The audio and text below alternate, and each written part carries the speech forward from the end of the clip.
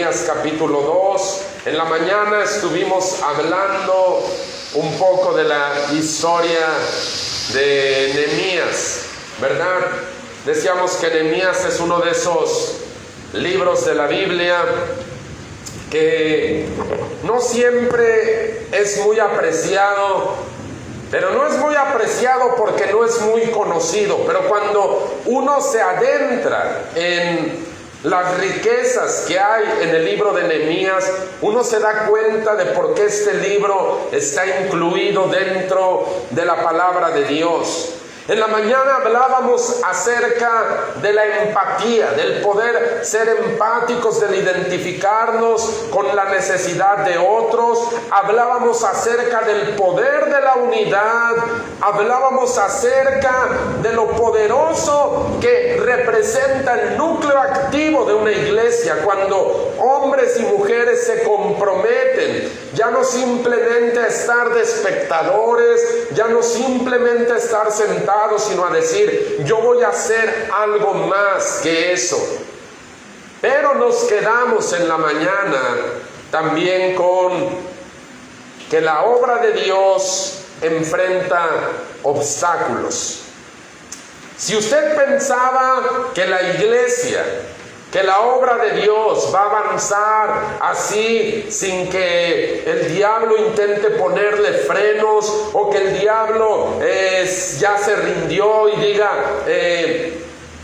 ya voy a dejar a los hermanos que evangelicen, voy a dejar a los hermanos que hagan la obra de Dios, ya no me voy a meter con ellos, solamente me voy a dedicar a seguir esclavizando a los pecadores, ya vi que con la iglesia no puedo, mejor me hago a un lado. Le voy a decir algo: usted está un poco equivocado al respecto, porque aunque el diablo es un enemigo vencido, es un enemigo terco, que todavía sigue metiéndole el pie a la iglesia, que todavía sigue dando lata, sigue dando problemas. Y cuando ve que una iglesia comienza a avanzar, cuando ve que un cristiano se consagra, cuando ve que un cristiano empieza a tomar decisiones, créame, hermano, el diablo va a levantar oposición. Así es que yo quiero que abras tu Biblia ahí en el texto que leímos en esta mañana, Nehemías capítulo 2, versículos del 18 al 20, porque te quiero predicar la segunda parte de este sermón. Levantémonos y edifiquemos. Nehemías capítulo 2, versículos del 18 al 20. Entonces les declaré cómo la mano de mi Dios había sido buena sobre mí, y asimismo las palabras que el rey me había dicho. Y dijeron: levantémonos y edifiquemos. Y así esforzaron sus manos para bien.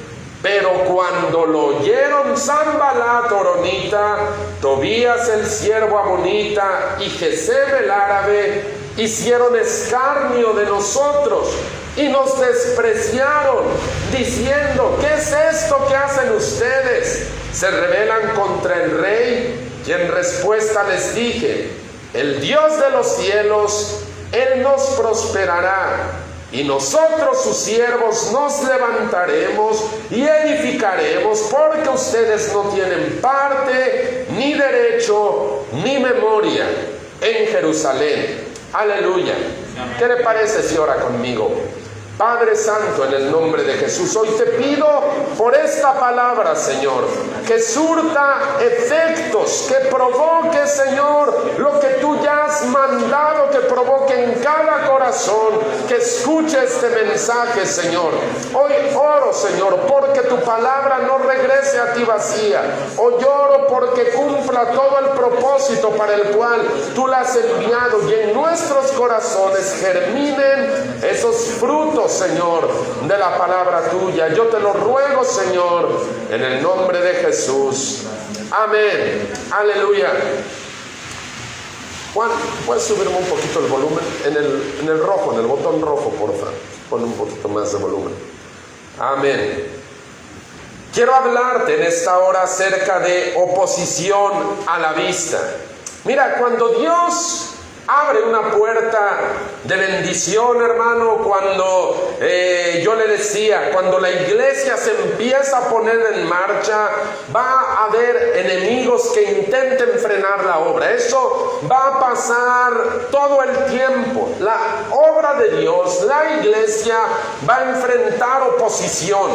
Aun cuando parezca que las aguas están muy tranquilas sobre la superficie, lo cierto es que el diablo trabaja de un modo que intenta frenar lo que Dios está haciendo, ya sea en una ciudad, ya sea en un ministerio, ya sea en una familia. El diablo va a estar intentando frenar lo que Dios hace. Cuando Dios abre una puerta de bendición, va a haber enemigos que van a intentar descarrilar el tren del evangelio. Allá en Primera de Corintios, capítulo 16, en el versículo 9, el apóstol Pablo está escribiendo algo que hasta puede sonar un poco contradictorio. Primera de Corintios 16, versículo 9. Dice, porque se me ha abierto puerta grande y eficaz. ¡Oh, qué tremendo! Ojalá y se quedara ese versículo. Se me ha abierto puerta grande y eficaz, y muchos son los adversarios, los enemigos, los que se oponen. Aunque Dios, dice Pablo, me ha abierto una puerta grande y una puerta a través de lo cual puedo hacer mucho, dice, los enemigos se han multiplicado. Eso ocurre, hermano, cuando Dios comienza a abrirte puertas. El enemigo va a tratar de frenar tu avance a esas puertas, y Satanás va a usar todas las armas que él tenga en su arsenal con tal de detenerte. Mira lo que dice ahí: una puerta grande y eficaz, pero muchos son los adversarios. No son pocos, no son insignificantes. Hay un problema ahí a la vista. Cuando la iglesia empieza a ponerse en marcha, va a haber oposición. Eso lo debemos tener muy asimilado. Cuando veamos que la oposición viene contra la obra de Dios, no debemos decir, ay, ¿por qué nos está pasando esto a nosotros? ¿Y por qué comenzará a haber tanta oposición? Creo que hasta es bueno cuando hay oposición, porque sabemos que la iglesia está avanzando.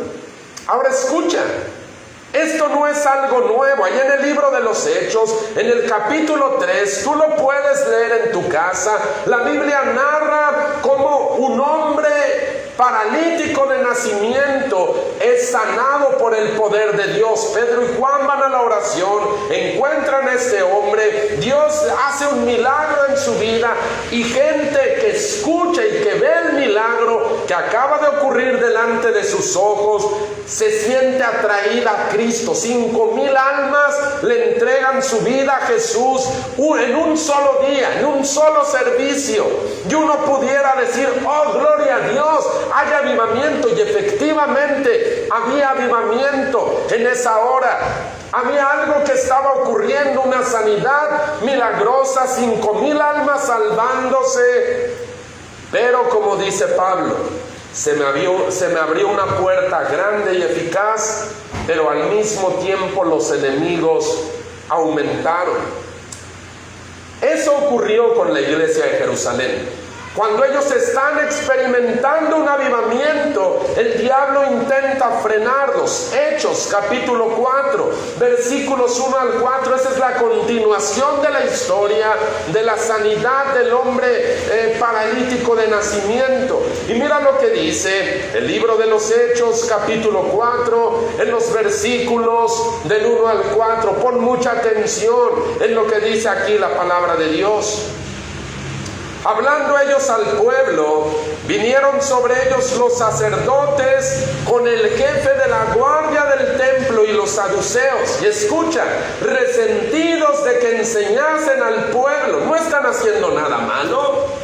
No están robando, no están causando alboroto. Ellos simplemente le están enseñando a la gente la palabra de Dios. Pero hay un grupo de religiosos que están enojados, resentidos de que enseñasen al pueblo y anunciasen en Jesús la resurrección de entre los muertos. Y les echaron mano y los pusieron en la cárcel hasta el día siguiente, porque era ya tarde. Pero muchos de los que habían oído la palabra creyeron, y el número de los varones era como 5,000. Y ve otra vez ese cuadro que parece contradictorio. Una puerta grande y eficaz se ha abierto, 5,000 almas ganadas para Cristo en un solo día. Pero al mismo tiempo, enemigos intentando frenar la obra de Dios. Yo le voy a decir algo en esta tarde. Una iglesia consagrada y una iglesia trabajando va a provocar el enojo del diablo. Eso es una realidad. Una iglesia que se consagra, una iglesia que comienza a trabajar, cristianos que comienzan a tomar decisiones, que comienzan a tomar una carga, no van a pasar desapercibidos. Va a haber una reacción en el infierno. Por eso yo le decía, a veces pensamos como que la obra de Dios va a avanzar sin contratiempos, pero eso no es así. En el infierno se está provocando una reacción demoníaca, enojo, furia. ¿Por qué esa iglesia está trabajando? ¿Por qué ese cristiano se ha consagrado? Mira, al diablo le encantan las iglesias inactivas. Aquellas que no hacen nada, que se reúnen simplemente, que no provocan un impacto para afuera, que no oran, que no se mueven. Dicen, bueno, no me dan mucha lata. Pero cuando una iglesia comienza a girar sus engranes y a trabajar, el diablo definitivamente va a soltar una oposición. Hay en tiempos de Nehemías, cuando el pueblo se juntó, ese núcleo activo se juntó con Nehemías para reconstruir las murallas que llevaban años destruidas. Y el pueblo se unió junto con su líder y dijeron, vamos a levantar las murallas. ¿A poco usted cree que Satanás se quedó de brazos cruzados? Dijo, bueno, pues ya me la ganaron, con permiso, me voy a otro lado. No, él hizo lo mismo que hizo en el libro de los Hechos, lo mismo que hizo con Pablo en Primera de Corintios. Él se enojó. El diablo se enojó cuando vio al pueblo levantar las murallas. Nehemías capítulo 4, versículos del 1 al 3. Mira usted lo que está sucediendo, porque esta es una realidad que a veces pasamos por alto, hermano. Que cuando usted se consagra, que cuando la iglesia comienza a trabajar, va a haber una reacción de furia en el infierno. Nehemías capítulo 4, del 1 al 4, mira lo que dice. Cuando oyó Sanballat que nosotros edificábamos el muro, se enojó y se enfureció. Ahora, eso habla de un enojo intenso, ¿verdad? Porque parecen sinónimos. Se enojó y se enfureció. O sea, su enojo va más allá de un simple coraje. ¿Te acuerdas cómo reaccionó en un principio? Lo que leíamos en Nehemías 2, dice que él se burló de ellos. Pero ahora, cuando ve que los cristianos ya se juntaron y están trabajando y que ya están haciendo evangelismos y que ya están viniendo a la oración y que ya están tomando decisiones, él se enojó. Cuando oyó Sanballat que nosotros edificábamos el muro, se enojó y se enfureció en gran manera e hizo escarnio de los judíos y habló delante de sus hermanos y del ejército de Samaria. Y dijo, ¿qué hacen estos débiles judíos? ¿Se les permitirá volver a ofrecer sus sacrificios? ¿Acabarán en un día? ¿Resucitarán de los montones del polvo de las piedras que fueron quemadas? Y estaba junto a él Tobías, amonita, el cual dijo, lo que ellos edifican del muro de piedra, si subiera una zorra, lo derribará. Ahora ve esto. El enemigo se está burlando del trabajo que están haciendo este grupo de creyentes. Mira, los comienzos de la obra de Dios generalmente son modestos, hermano. Es muy raro que la obra de Dios comience de una manera espectacular. Eso lo podemos ver desde el mismo nacimiento de la iglesia y en el día del Pentecostés. Es cierto que el Espíritu Santo descendió con poder. Es cierto que hubo una visitación de Dios ahí. Pero es cierto también que en una ciudad de miles de habitantes, solo 120 fueron los que se llenaron del Espíritu Santo. Y hubo gente que incluso pensó que ellos estaban borrachos. Cuando los oyen hablar en lenguas, cuando los oyen testificar del poder de Dios en idiomas desconocidos para algunos de ellos, dijeron: estos ya se les subieron las copas. La obra de Dios, por lo general, tiene comienzos muy modestos. No se anuncia con bombo y platillo. Mira, cuando se abre un centro comercial, un negocio, hay un revuelo en la ciudad, ¿verdad? Cuando se abre un antro, cuando se abre algún centro de entretenimiento, hay un revuelo en la ciudad. Pero cuando se abre una iglesia donde se predica la palabra de Dios, generalmente pasa como desapercibido. Y generalmente los comienzos son modestos, sencillos. Me acuerdo cuando comenzamos, le decía yo en la mañana, comenzamos con la mitad de este local, simplemente unas sillitas por ahí, un retazo de alfombra, y comenzamos a predicar, y había gente que veía y decía: está muy chiquito aquí, y como que no era la gran cosa. Ahora el diablo va a usar la burla, va a usar el desprecio para tratar de desanimar tus comienzos cuando te involucras en la obra de Dios. Piénselo usted de un modo más personal.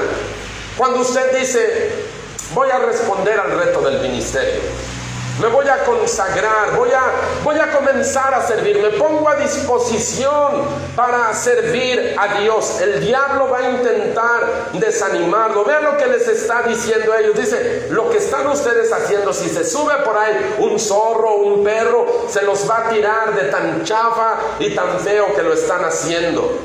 Ahora, el diablo va a llamarte del mismo modo cuando tú empiezas a avanzar, cuando dices: voy a ir a la oración, voy a ir al evangelismo, tengo ministerio.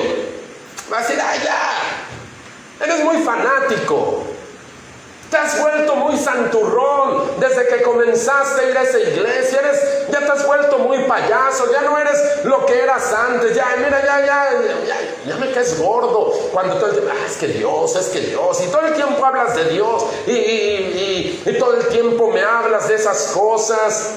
El diablo va a intentar usar el sarcasmo para desanimarte. Lo vemos aquí en la obra que está edificándose ahí en los muros de Jerusalén. Él va a intentar usar el sarcasmo para desanimarte. Lo que quiere es desanimarte, lograr que tú te apartes de tu consagración, y va a usar calificativos despectivos para contigo. Va a decir: ¿a poco crees? ¿A poco tú crees que de veras ahí vas a lograr algo? Mira, hay gente que puede llegar a ser tan cruel, que dices que si tú te dedicas al ministerio, si tú te consagras a Dios, no vas a lograr nada en la vida. Y es gente cruel, que por lo general es gente fracasada, ¿va? Porque no lo dice alguien que ha conquistado grandes proezas. Pero el diablo usa personas para intentar desacreditar tus comienzos pequeños. Ahora escucha, hermano, si usted está recibiendo esa clase de ataques porque decidiste consagrarte a Dios, porque decidiste ponerte en acción, porque decidiste dejar la banca y levantarte a servir, yo le quiero dar una palabra de ánimo. Eso nos pasa a todos. Todos aquellos que desean agradar a Dios, dice el apóstol Pablo a Timoteo, todos aquellos que desean vivir piadosamente en Cristo van a sufrir persecución. Y el objetivo de esos comentarios es muy claro: desanimarte, que ya no sirvas a Dios, que te detengas. Escucha, hay un enemigo detrás de eso, te lo puede decir gente, pero detrás de esa gente, detrás de esos comentarios, hay un enemigo. Ahora, gracias a Dios hay gente que puede sobrepasar eso, ¿verdad? Y puede recibir burlas, y puede recibir ataques, y puede recibir desprecios, pero dice: oh, yo le sigo, yo sé que mi Señor es fiel, y yo sé que aún voy a ser recompensado por todo esto que hago. Ahorita no lo miro, pero yo sé que Dios me va a recompensar, y si no en esta vida, me recompensará en la futura, y yo lo hago por gratitud y por amor. Entonces, si eso no logra detenerte, el enemigo va a sacar la artillería pesada. Escucha, te tengo que hablar de esta realidad. El diablo va a intentar sacar la artillería pesada. Dice: este cristiano está más recio de lo que pensaba, ya vi que el bullying no le afecta. A ver, tráiganme la artillería. Pastor Greg Mitchell suele decir: nuevos niveles, nuevos demonios. ¿Qué quiere decir? Que conforme tú vas avanzando en tu caminar cristiano, el diablo va a intentar sacar ahora artillería más pesada, porque tú ya estás haciendo progresos que antes a él no le causaban un dolor de cabeza, pero ahora sí. Allá en Nehemías capítulo 4 vemos que las burlas y el desprecio del enemigo no detuvieron a la gente de seguir trabajando. Pero entonces el enemigo sacó la artillería pesada. Nehemías capítulo 4, versículos del 6 al 10. Edificamos pues el muro, y toda la muralla fue terminada hasta la mitad de su altura. ¿Por qué? Porque el pueblo tuvo ánimo para trabajar. Pero aconteció, sigue con detenimiento esta historia. Pero aconteció que oyendo Sanballat y Tobías y los árabes, los amonitas y los de Asdod, que los muros de Jerusalén eran reparados, porque ya los portillos comenzaban a ser cerrados, se encolerizaron mucho, y conspiraron todos a una para venir a atacar a Jerusalén y hacerle daño. Escuchan lo que está pasando aquí. Me detengo en esta parte. Aquí el enemigo ya sacó la artillería. Las burlas no pudieron detener a la iglesia que trabajaba.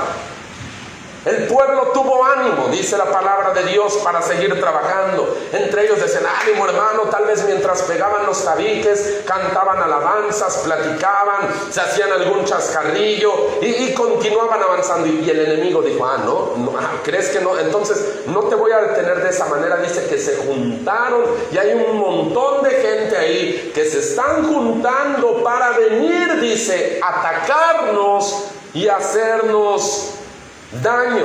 Y eso, hermano, provocó algo en la gente. Mira, si al diablo las burlas no le sirven, o ese tipo, vamos a decirlo, de artillería más ligera no le sirve, el diablo va a intentar atemorizarte. Mira, cuando el temor se instala en el corazón de una persona, hermano, puede detenerlo, porque el temor es una fuerza muy poderosa. Eso es innegable, hermano. El temor puede detener a la gente. Mira lo que dice, versículo 8: conspiraron todos a una para venir a atacar a Jerusalén y hacerle daño. Entonces oramos a nuestro Dios, y por causa de ellos pusimos guarda contra ellos de día y de noche. Y dijo Judá: las fuerzas de los acarreadores se han debilitado, y el escombro es mucho, y no podemos edificar el muro.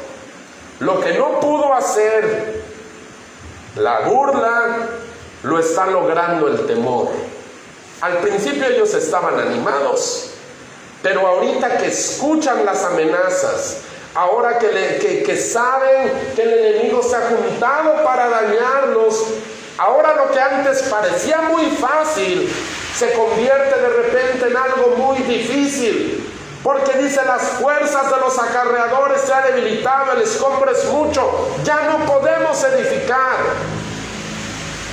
El cristiano que antes se gozaba de ir a los evangelismos, cuando recibe una amenaza tal vez dice, no, mejor ya no.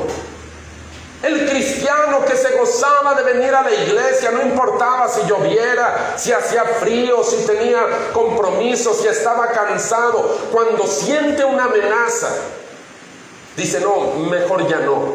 Ahora, no te estoy diciendo que alguien va a venir y amenazarte de muerte como sucedió en este caso, pero amenazas es que si te dedicas mucho a la iglesia, ya no vas a poder dedicarle tiempo a tu trabajo, ni a tu familia, te vas a enfermar de tanta presión, y gente, mira, se le empieza a creer, porque el diablo trabaja así. Trabaja de esa manera. Mira, ya no deberías exagerar tanto con el asunto de la iglesia. Mira, te estás acabando, estás de alguna manera, te estás exagerando en esto. Y lo que antes era maravilloso, o por lo menos era una delicia para el cristiano, de repente deja de serlo y dice, creo que sí es muy difícil. Creo que ya le voy a bajar tantito. Ya nomás voy a ir el domingo en la mañana, porque es muy complicado servir a Dios, es muy cansado. Mira, estos hombres que antes estaban edificando y que ya llevaban un buen avance, cuando escucharon o cuando le dieron la puerta abierta al temor, dijeron, es mucho el trabajo, no vamos a poder. Yo le decía hace un momento, el temor es una fuerza muy poderosa, negativamente, pero es muy poderosa. El temor puede enfermar a la gente. El temor provoca desánimo, el temor provoca agotamiento físico, el temor literalmente paraliza. Cuando alguien se asusta, una de las reacciones físicas es que se queda así, o nos quedamos así paralizados. Es una reacción física de nuestro organismo, es un ladrón de energía. Y todos, hermanos, hemos sentido temor una y muchas veces a lo largo de nuestra vida. En nuestra historia vemos a esta gente teniendo temor, y todos tenemos temor de algo. Si usted conoce a alguien que dice, no, a mí no me da miedo nada, ese es mentiroso. Si usted dice, conoce a alguien que dice, no, ya me enfrento y a todo, y yo no le tengo a temor nada. No, la verdad es que le está diciendo una mentira. Todos enfrentamos el temor. Por esa razón el temor es una de las armas favoritas de Satanás. Porque en nuestra historia vemos cómo el temor logró paralizar a la gente que dijo, mejor ya le paramos con este asunto. La cosa ya se está poniendo muy difícil. Vea usted lo que ocurrió el año pasado con el COVID. Detuvo a la iglesia. Detuvo muchos ministerios que el día de hoy no han abierto como deberían, o no están en ese, porque el temor detuvo a la iglesia. No digo que a toda, pero una buena parte de la cristiandad se detuvo por el temor. ¿Y qué tal si nos enfermamos? ¿Y qué tal si nos morimos? Y se oían noticias de cristianos que morían, de pastores que morían, de lugares en donde la cosa estaba terrible. Ahora, yo no estoy negando la realidad de eso. Eso es algo cierto, eso es algo que ocurrió. Pero el diablo estaba trabajando muy bien en la mente de muchos cristianos que dijo, la iglesia es un lugar muy riesgoso para ir. Entonces, ¿qué pasa? ¿Qué podemos hacer? Si el temor puede detenernos de hacer la voluntad de Dios y todos tenemos temor de algo, ¿qué pasa si el diablo nos toca el punto débil? Hablando en ese tema del temor, ¿cómo afrontaremos eso? Bueno, la historia de Nehemías nos muestra de una manera sabia y efectiva cómo enfrentar el temor, porque el temor lo tenemos que enfrentar, hermano, tarde o temprano. Tenemos que saber cómo procesarlo, y Nehemías, o la historia de Nehemías, nos dice cómo poder enfrentar el temor en Dios. Nehemías y su gente están haciendo dos cosas cuando reciben las amenazas. En primer lugar, ellos corren al cuarto de oración, porque mire, detener la obra no era una opción. Y eso nosotros lo debemos entender también en nuestro propio contexto. Detener esta obra, detener la iglesia no es una opción. Pero ¿qué pasa si somos amenazados? ¿Qué pasa si el enemigo quiere venir a intimidarnos? Bueno, hay dos opciones. La primera de ellas es ir a orar. La segunda de ellas es armarnos. Y se lo voy a explicar. Cuando usted tenga temor, reciba una amenaza, porque usted está consagrado a Dios, porque usted está trabajando para la obra de Dios, o en cualquier otro contexto, una enfermedad, una crisis económica, familiar, etcétera, que diga, oye, están corriendo a mucha gente de ahí de tu trabajo, y se más que te va a tocar a ti, y nos espantamos. Ay, ¿qué tal si yo soy el siguiente? O, ¿qué crees? ¿Sabes? Mira, miramos ahí en unos estudios que te hiciste y estamos viendo algo que no nos gusta. Inmediatamente sentimos como se nos hace un nudo en la garganta, y no precisamente de corbata, sino un nudo por dentro, y eso es miedo. Eso es miedo. Ahora, hay personas que confunden el tener miedo con el ser cobarde. Y yo le decía hace un momento, tener miedo todos tenemos. Es una experiencia muy humana. Todos tenemos miedo. Pero la diferencia entre tener miedo y ser un cobarde es que el cobarde se detiene a causa del miedo. Y el valiente sigue avanzando a pesar del miedo que tiene. Esa es la gran diferencia. Miedo tenemos todos los seres humanos. El cobarde se detiene. Dice, no, ya no. Ama más su propia vida, dice Jesús. El que ama su vida más, o el que guarda su vida, la va a perder. Pero el que pierde su vida por causa de mí, del evangelio, la va a ganar. Ahora, la diferencia entre un valiente y un cobarde es que el valiente avanza, aunque por dentro se esté muriendo de miedo. Si alguien te dice, es que eres cobarde porque tienes miedo, decir, no soy cobarde, soy humano. David no tenía nada de cobarde, hermano. David era un hombre de guerra, era un hombre que se podía dar un tiro con Goliat, con cualquier enemigo, con cualquier gigante. Era un hombre que salía siempre al frente de las batallas. Era un hombre que no pudiéramos decir que era un cobarde. Pero vemos a David muchas veces en los salmos orar cosas tales como: Señor, defiéndeme, Jehová, escóndeme, Dios, líbrame de mis enemigos. David oraba, él no era cobarde, pero él sabía que antes de salir a enfrentar batallas, tú tienes que armarte de oración, tú tienes que salir protegido en oración. Nehemías y su gente, cuando reciben las amenazas, ellos hacen algo tremendo. Nehemías 4, 8 y 9. Mira lo que dice: conspiraron todos a una para venir a atacar a Jerusalén y hacerle daño. Entonces oramos a nuestro Dios. Esa es la primera parte. Cuando empezamos a sentir temor y el pueblo se paralizó de miedo, lo primero que hicimos fue orar a Dios. Eso es lo primero que debemos hacer, hermano. Cuando recibimos esas amenazas del infierno, entonces oramos a nuestro Dios. Y lo segundo, y por causa de ellos pusimos guarda contra ellos de día y de noche. Lo siguiente es armarse. Y quiero ir por último a este punto, unidos en la defensa.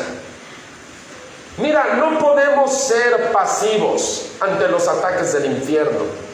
No podemos simplemente dejar que el diablo tome territorio. No podemos simplemente dejar que él haga y deshaga como él le interesa. No, necesitamos tomar una actitud combativa contra los ataques del enemigo. Mi pastor contaba de un hombre que iba a la oración allá a Tlaxcala y que decía que él oraba, y mientras oraba él decía: ya, por favor, diablo, ya déjame en paz, por favor, diablo, ya. Y decía, dice, este hombre estaba un poco chueco, es porque para empezar no dirigía su oración a Dios sino al diablo, y le decía: por favor, ya, déjame en paz. Mira, uno no puede ir con por favor al diablo. Uno no puede tomar una actitud así como que si el diablo es una hermana de la caridad. El diablo es un enemigo cruel, astuto. Él no se va a tentar el corazón para volarnos la cabeza. El diablo tira a matar, hermano. Entonces nosotros no podemos tener una actitud así como que: ya, diablo, por favor, ya no las hagas cansar, ya, mira, nos rendimos, vamos a dejar de hacer evangelismos, pero ya déjanos en paz. No. Me acuerdo, y alguna vez he contado esta historia de cuando allá en Tlaxcala, nosotros, en un evangelismo, mi esposa y yo nos acercamos a un joven, un homosexual, y lo invitamos a la iglesia. Ese día era un viernes, un jueves, algo así. Lo invitamos a la iglesia, fue el domingo a la iglesia y estuvo ahí en la mañana. Entonces nos dio mucho gusto ver a este joven, y cuando digo que era homosexual es porque él era declarado y abiertamente y se maquillaba y toda la cosa, y así fue a la iglesia y estuvo bien, lo recibimos, y total el asunto es que lo invitamos a la casa a comer. El problema es que después de esto empezamos nosotros a sufrir ataques espirituales en nuestra casa. Parecía como algo muy casual, pero no tenía nada de casual. Empezó a haber esos ataques como de un espíritu de temor, de terror que venían. Y lo peor de todo es que venían sobre la vida de mi hija, que en ese tiempo era muy pequeña. Ahora nosotros no dijimos: oh, por favor, diablo, ya no las hagas cansada. Con el paso del tiempo nos enteramos que este joven, aparte de ser homosexual, practicaba la brujería y practicaba todo ese tipo de ocultismo. Nosotros, mi esposa y yo, tuvimos que tomar una actitud muy determinada y comenzamos a combatir en oración, comenzamos a ganar ese terreno que el diablo quería robarnos dentro de nuestra propia casa. Entonces le digo, nosotros no podemos simplemente detenernos y decir: oh, bueno, mejor vamos a dejar de hacer la obra de Dios, ya no vamos a predicar, ya no vamos a hacer porque el diablo se enoja. Si el diablo se enoja es su problema, hermano. Nosotros necesitamos hacer lo que Dios nos ha mandado hacer. Sí, amén. Nehemías 4:10 al 18. Mira lo que está haciendo esta gente. Y dijo Judá: las fuerzas de los acarreadores se han debilitado y el escombro es mucho y no podemos edificar el muro. Y nuestros enemigos dijeron: no sepan ni vean hasta que entremos en medio de ellos. Ojo, acá hay una conspiración. Hasta que entremos en medio de ellos y los matemos y hagamos cesar la obra. ¿Te das cuenta de cuál es el propósito? Detener la obra. Escucha, pero sucedió que cuando ellos venían, los judíos que habitaban entre ellos nos decían hasta 10 veces: de todos los lugares de donde volvieran, ellos caerán sobre ustedes. Entonces, por las partes bajas del lugar, detrás del muro y en los sitios abiertos, puse al pueblo por familias, con sus espadas, con sus lanzas, con sus arcos. Y después miré y me levanté y dije a los nobles y a los oficiales y al resto del pueblo: no teman delante de ellos, acuérdense del Señor grande y temible, y peleen por sus hermanos, por sus hijos, por sus hijas, por sus mujeres y por sus casas. Y cuando oyeron nuestros enemigos que lo habíamos entendido y que Dios había desbaratado el consejo de ellos, nos volvimos todos al muro, cada uno a su tarea. Y desde aquel día la mitad de mis siervos trabajaba en la obra y la otra mitad tenía lanzas, escudos, arcos y corazas, y detrás de ellos estaban los jefes de toda la casa de Judá, y los que edificaban en el muro, los que acarreaban, los que cargaban. Con una mano trabajaban en la obra y en la otra tenían la espada, porque los que edificaban, cada uno tenía su espada ceñida a sus lomos, y así edificaban.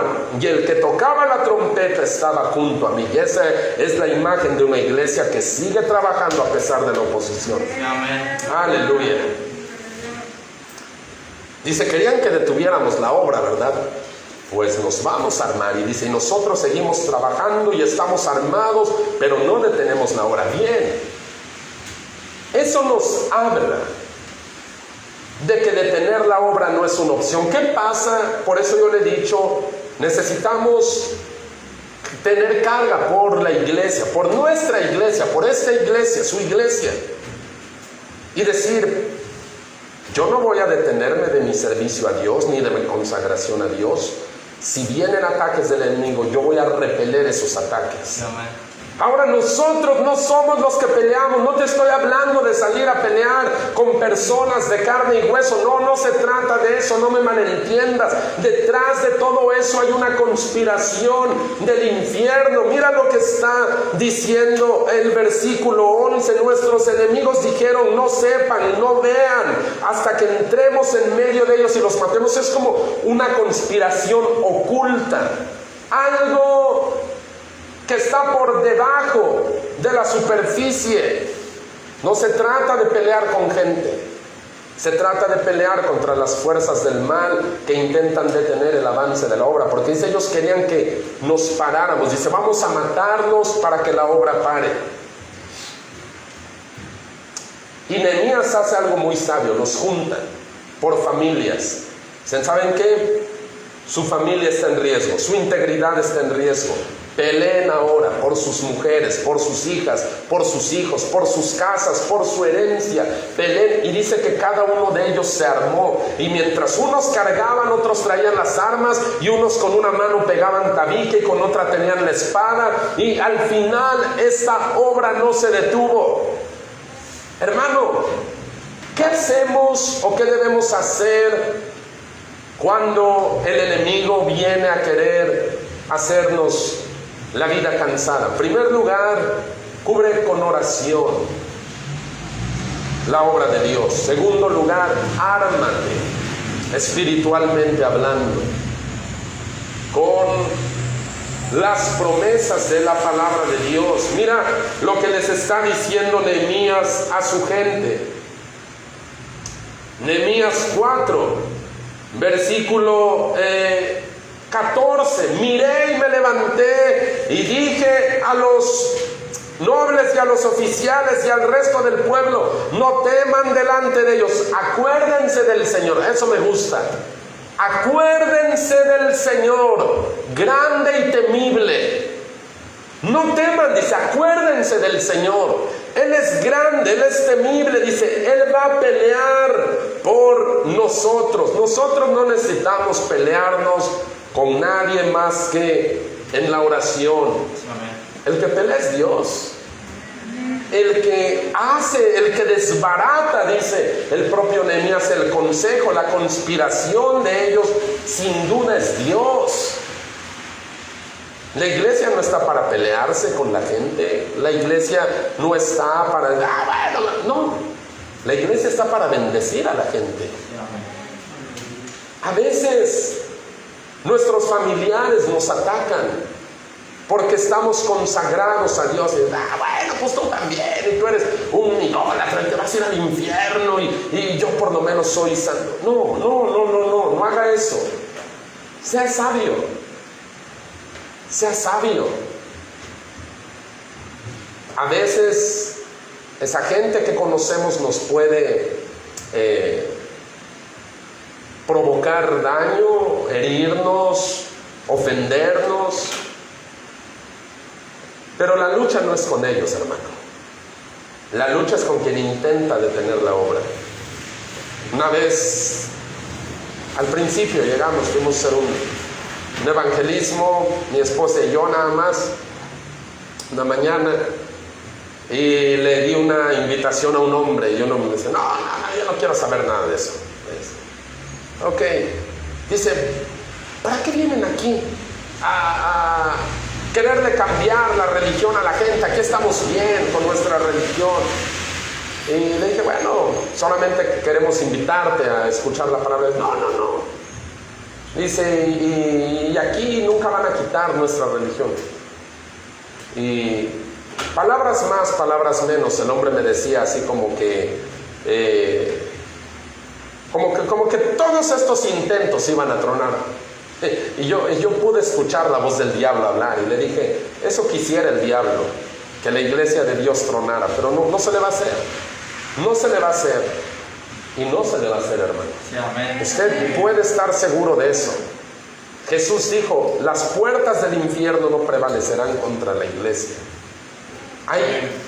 Hay un infierno que lucha contra la iglesia, de una o de otra manera. Y gracias a Dios que estamos en un país todavía, porque después la cosa se va a ir estrechando. Eso también es parte de la profecía. Pero por el momento vivimos en un país con libertad de predicar la palabra de Dios. Hay países en donde si tú te acercas a predicar la palabra de Dios, puede inmediatamente la persona decir, hablarle a la policía, decir, me está hablando de religión y yo no lo quiero oír. Uno de esos países es Rusia. El pastor Sergei Golubev nos compartía una vez ese testimonio y nos decía que en Rusia ahorita lo que están haciendo, tenemos el ADN del evangelismo, entonces en lugar de salir a las calles con los megáfonos y como ayer andábamos, lo que hacen es que organizan así como tipo fiestas, ¿verdad? Así clandestinas. O sea, por fuera parece una fiesta, dice, te invito a una fiesta, pero dentro están haciendo un servicio, un estudio bíblico. Entonces cuando gente dice, ¿qué hay ahí? ¿Por qué está llegando mucha gente? Es una fiesta. Y bueno, sí es una fiesta, pero así como para que el gobierno no vaya y detenga y encarcela a toda esa gente que está ahí, así lo están manejando. La obra de Dios no se va a detener.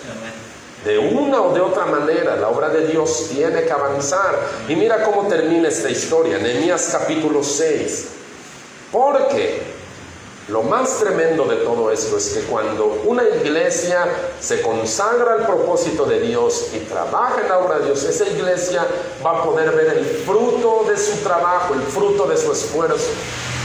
Piense usted en la iglesia de Prescott. Cuando el pastor Mitchell llegó en 1970 a tomar la iglesia de Prescott, es una iglesia moribunda, con una docena de personas, unas cuantas personas que estaban ahí.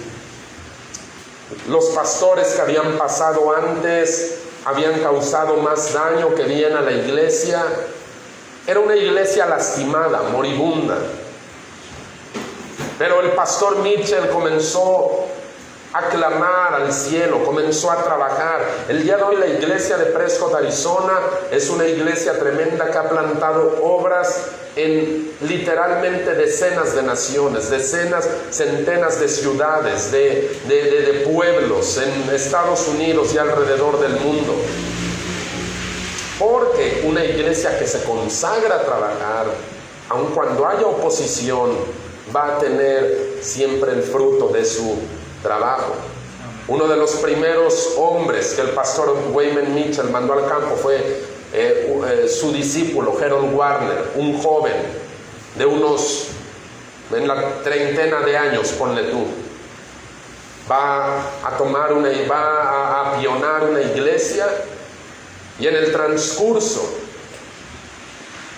de las idas y venidas sufre un accidente automovilístico y se quiebra la columna vertebral, queda paralítico y sin posibilidad de tener hijos. Y el pastor Mitchell cuenta que cuando vio a su discípulo en esas condiciones, él tuvo un ataque del infierno. Y el diablo vino y le dijo: ¿ves cómo esta idea no es de Dios? ¿Ves cómo esta idea de plantar obras, de plantar iglesias no es algo que deberías hacer? Dios no se está complaciendo en esto. Mira, ya le arruinaste la vida a este joven. Y dice que él sintió ese ataque. Pero el pastor Harold Warner, en una silla de ruedas, le dijo: pastor, si me envía yo voy de nuevo. Y el pastor Mitchell era muy determinado. Y él dijo: si el diablo nos mata a un hombre, nosotros le vamos a mandar 7 más. Amén. Aleluya. Gloria a Dios.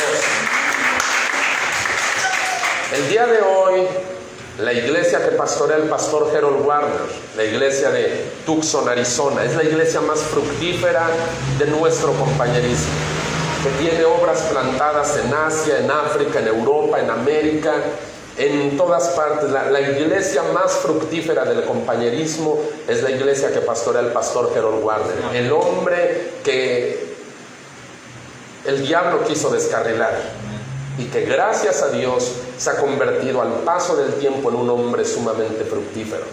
Hay recompensa en todo esto. Nehemías capítulo 6, versículos 15 y 16. Del 14 al 16, aquí está Nehemías orando, y escucha la oración de Nehemías. Acuérdate, Dios mío, de Tobías y de Sanballat, conforme a estas cosas que hicieron, y también acuérdate de Noadías, profetiza, y de los otros profetas que procuraban infundirme miedo. El del infierno también tiene sus profetas. Y fue terminado pues el muro el 25 del mes de Elul en 52 días. Y cuando lo oyeron todos nuestros enemigos, temieron todas las naciones que estaban alrededor de nosotros, y se sintieron humillados, y conocieron que por nuestro Dios había sido hecha esta obra. Amén. Oh, y ese es un cierre tremendo de esta historia. Y uno dice: ¿por qué no habrá más predicaciones de Nehemías?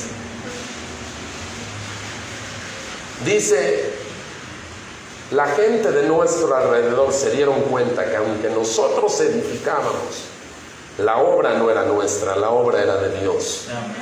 Y esto es la iglesia, no es nuestra. La iglesia no le pertenece a ninguna institución, no le pertenece a ningún pastor.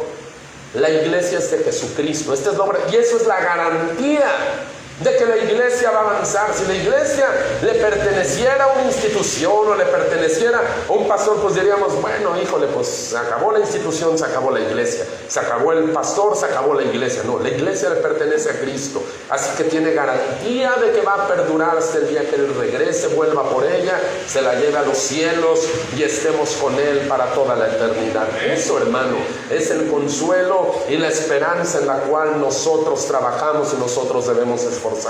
Voy a pedir que le des un aplauso al Señor en esta tarde. Aleluya. Gracias, Señor.